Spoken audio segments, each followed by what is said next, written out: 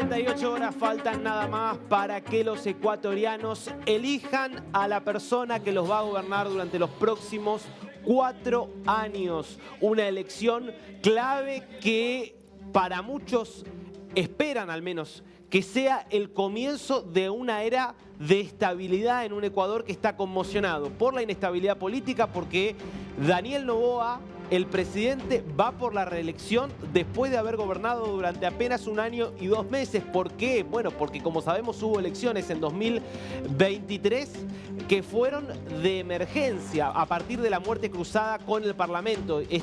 Decisión que tomó el expresidente Lasso, que ante la perspectiva de un juicio político que lo iba a destituir, decide cerrar el Parlamento y acortar su propio mandato, convocando elecciones conjuntas que se celebraron a finales de 2023 y que consagraron a Daniel Noboa como el presidente para completar su mandato.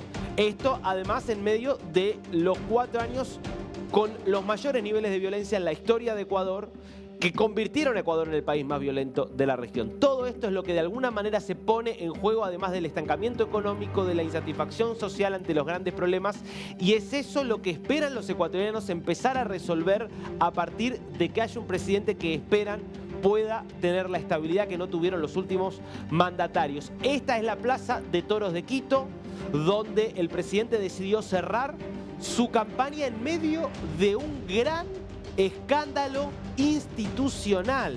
¿Por qué? Porque recordemos lo que establece la Corte de la Constitución del Ecuador es que el presidente para hacer campaña electoral tiene que pedir licencia.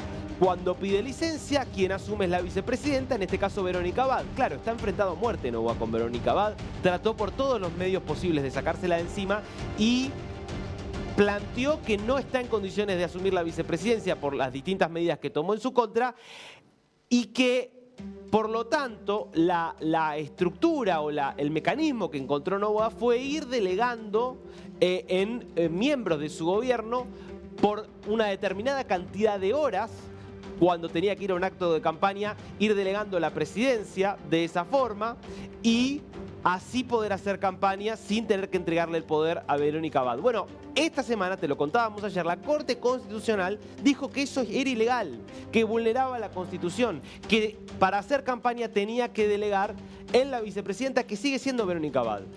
¿Qué hizo Noboa? Volvió a desoír ya no solo a la Constitución, sino a la propia Corte Suprema, y estuvo allí presente en Quito a pesar de que el fallo de la Corte le prohibía hacer lo que hizo. Volvió a delegar la presidencia en quien él puso como vicepresidenta interina a través de un decreto, que es Cintia Gelibert, la secretaria de Administración Pública, y ante esta plaza de Quito llena dijo estas palabras, aunque sea brevemente, que vamos a escuchar. Estamos cerrando una campaña y empezando una nueva etapa, un nuevo ciclo para el Ecuador. Un país en el que exista orden, en el que exista dignidad, en el que exista oportunidades para los jóvenes, en el que existan becas para todos esos jóvenes que quieren prepararse técnicamente, donde existan zonas francas tecnológicas, donde exista la inversión, donde exista el empleo, la seguridad y la salud. Ya vamos a acabar con esa época que todo se trababa, que todo se quedaba en lo político, que todos los partidos políticos antiguos nos hacían la vida imposible en la asamblea, nos hacían la vida imposible en las calles, nos hacían la vida imposible también.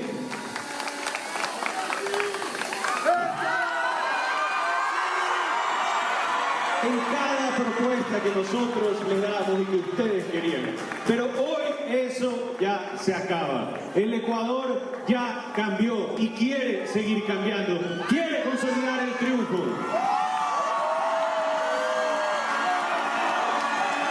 Este trabajo no se hace solo, este trabajo se hace con una asamblea.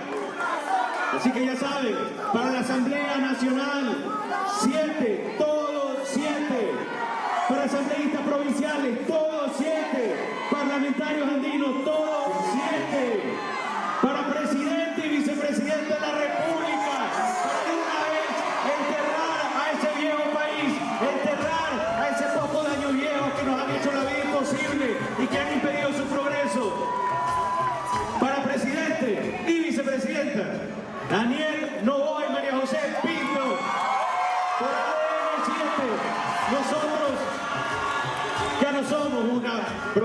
Nosotros somos una realidad. Campaña con el tono con el que sobre todo decidió encabezar y liderar esta presidencia corta, donde buscó recuperar y centralizar el poder probablemente como no lo había hecho ningún presidente en Ecuador desde Rafael Correa, porque Ecuador venía de dos presidentes que habían sido claramente débiles. Tanto Lenín Moreno como Guillermo Lasso tuvieron enormes problemas para avanzar con una agenda y muchas veces tuvieron de alguna manera la falta de liderazgo para tomar decisiones audaces. Bueno, lo que ha caracterizado el año y 2 meses de presidencia de Noboa es todo lo contrario. Una voluntad de utilizar el poder presidencial y para muchos de abusar del poder presidencial, en nombre de atender la emergencia que vive el Ecuador, primero en materia de seguridad, también en materia económica.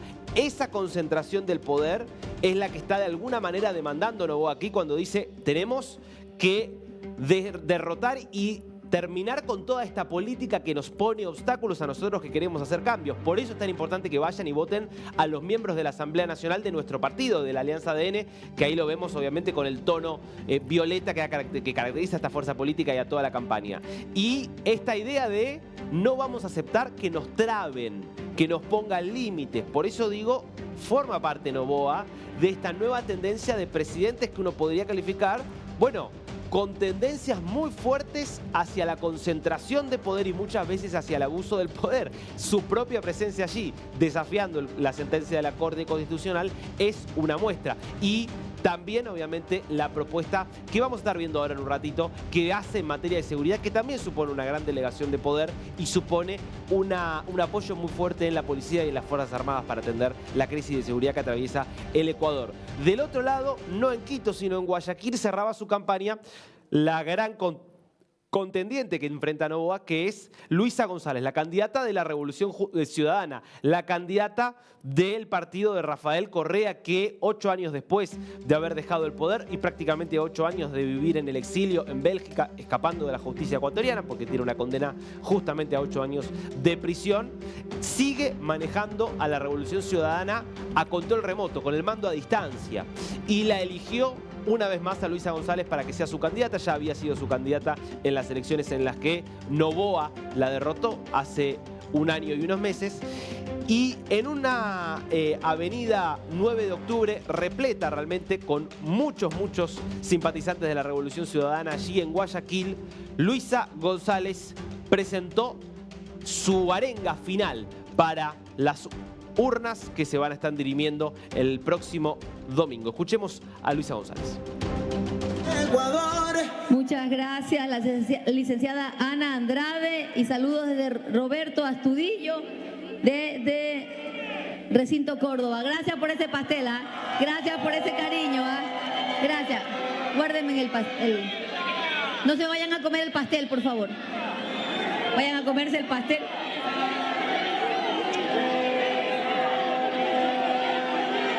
Yo también te amo.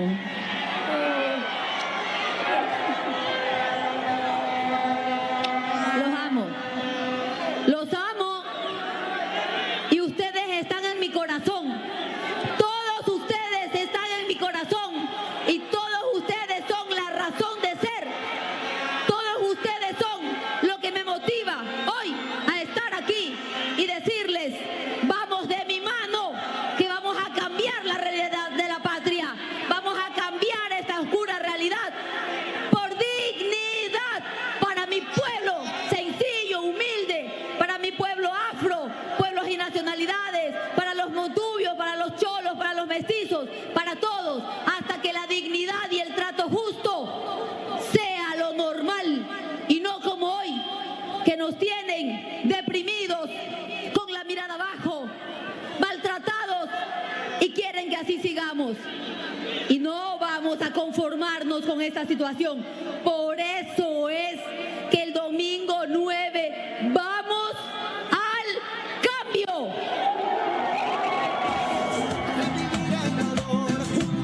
Luisa González, presidenta, vamos de la mano a revivir Ecuador.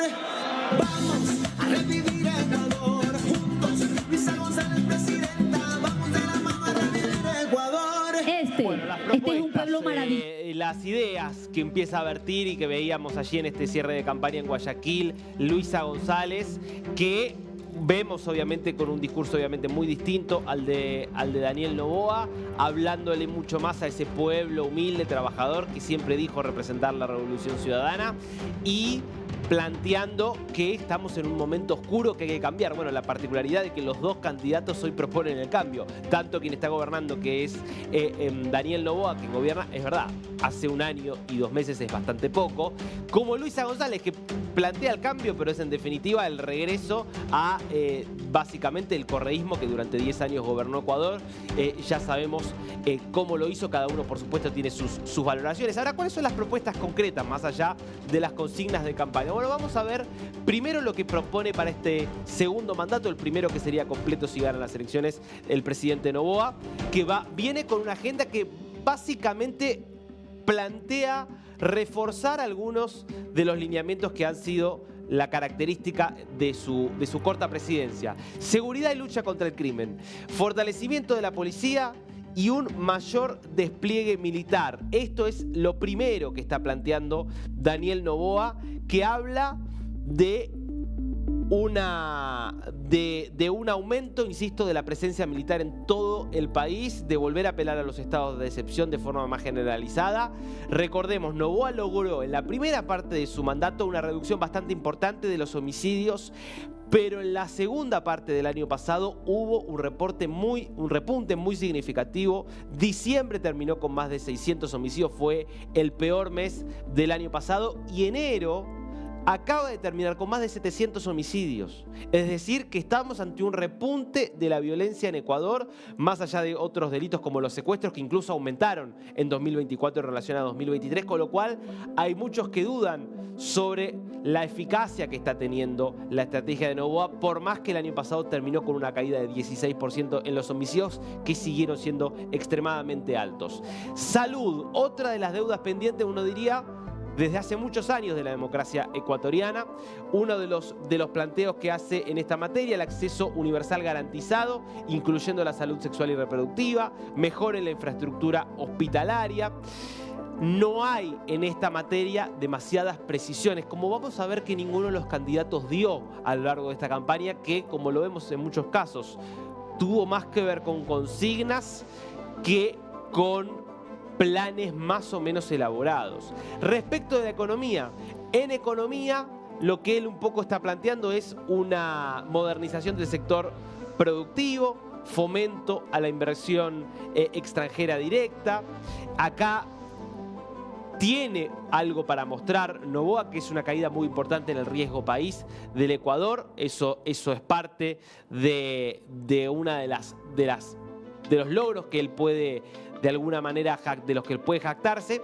Es cierto igual que la economía sigue estancada, que la actividad no termina de repuntar, que no se termina de crear empleo, y que eso es en definitiva lo que más importa para los ecuatorianos. El riesgo país es importante, pero si eso no termina impactando en un crecimiento de la economía, termina sirviendo de poco. Es uno de los grandes desafíos que tiene por delante.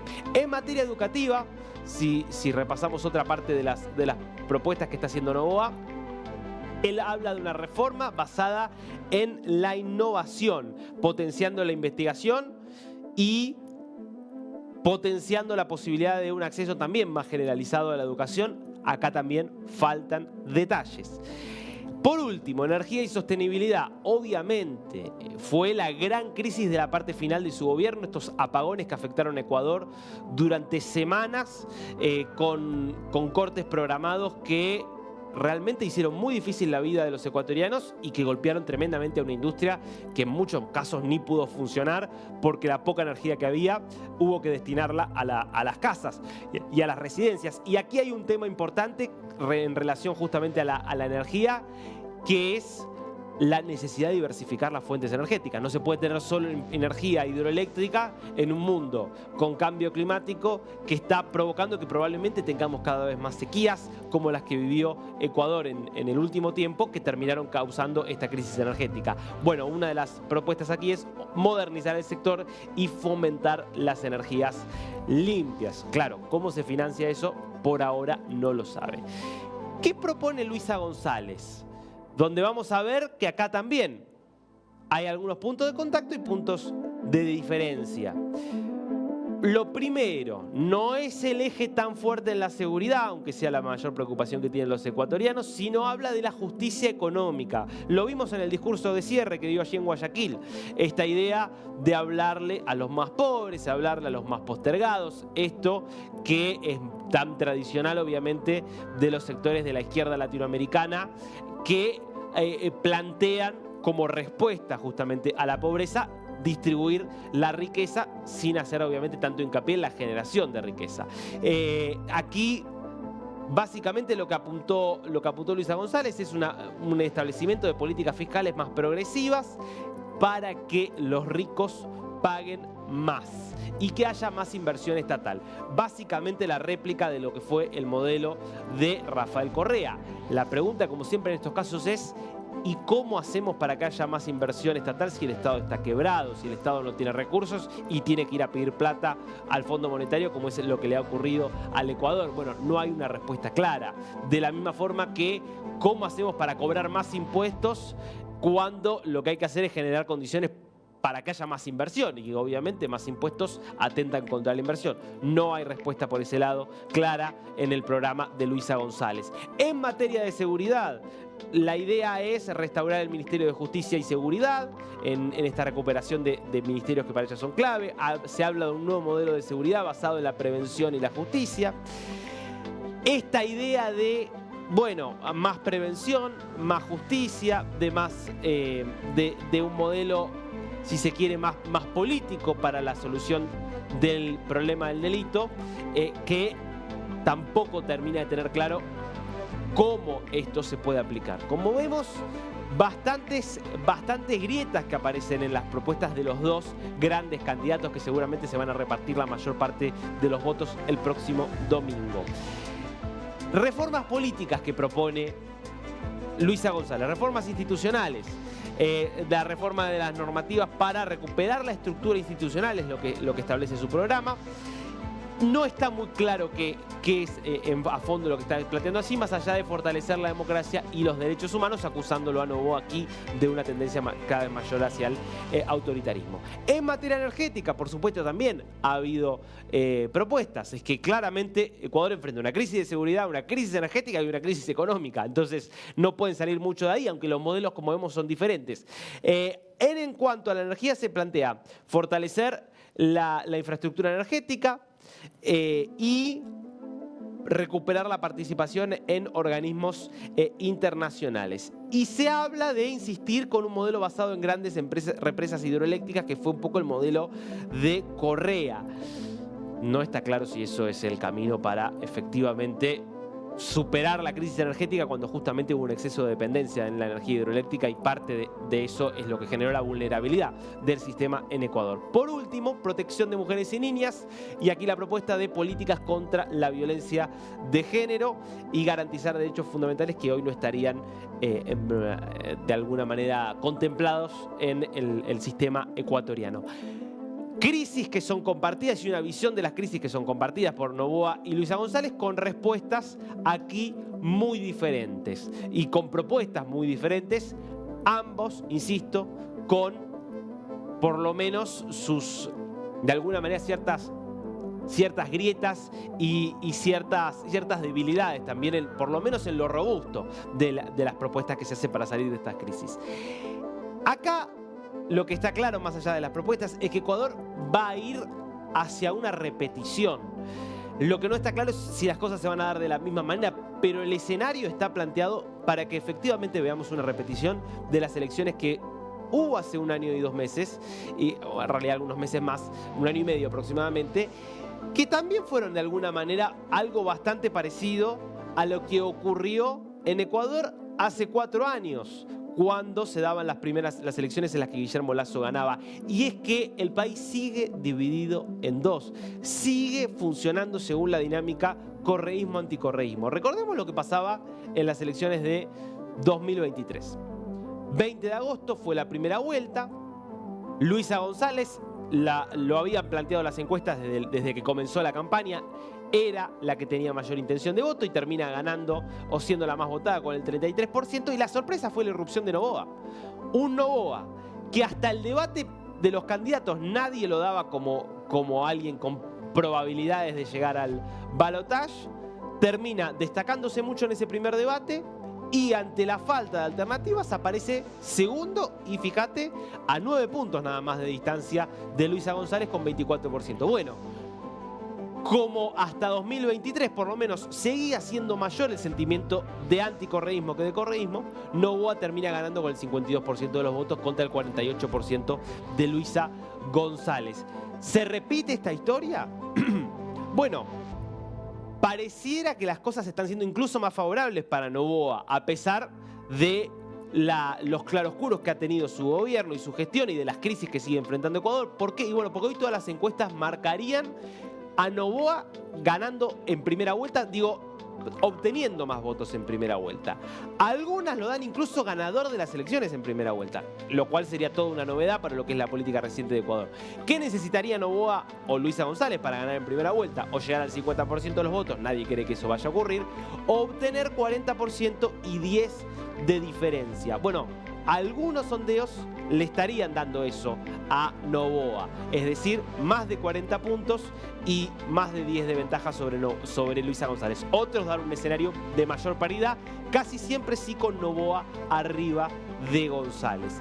Ahora, la dinámica no es muy diferente a la que fue hace 4 años, cuando era Lasso el candidato de la oposición y cuando era Andrés Arauz el candidato de la Revolución Ciudadana, del correísmo, en ese caso presentándose en la Alianza UNES. Fíjate qué parecido. 33% de los votos también había sido el resultado en primera vuelta, es decir, Correa y los suyos mantienen este nivel de apoyo, es claramente el primer piso, de alguna manera, que tiene la política ecuatoriana. En ese caso, Lasso había sacado 20 puntos, menos de los que sacó Noboa en las últimas elecciones, y sin embargo, el resultado de segunda vuelta fue el mismo que en las últimas elecciones, 52% para Lasso, 48% para Arauz. Hay un piso alto que tiene la Revolución Ciudadana, pero también parece haber un techo bajo para el partido de Rafael Correa.